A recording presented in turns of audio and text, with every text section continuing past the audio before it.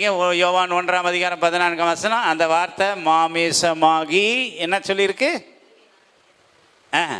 படிங்க படிங்க, அந்த வசந்த படிங்க. மாம்சமாகி கிருபையினாலும் சத்தியத்தினாலும் பாயிண்ட் கொடுங்க. நமக்கு உள்ளே, உங்களுக்குள்ளே என்னாச்சு? போதும். அப்போ அந்த வார்த்தை யாரு? இயேசு கிறிஸ்து. எங்க வாசம் பண்றாரு? எனக்குள்ளேன்னு சொல்லுங்க. நமக்கு கும்பல்ல என்ன பண்ணக்கூடாது? எப்பவுமோ சேரக்கூடாது, தனியாதான். எனக்குள்ளே வாசமா இருக்கிறது. அதனால பைபிள் சொல்லி இரவும் பகலும் கர்த்தருடைய வேதத்தில் தியானமாக இருக்கிற மனுஷன். அதை எப்படி படிக்கணும்?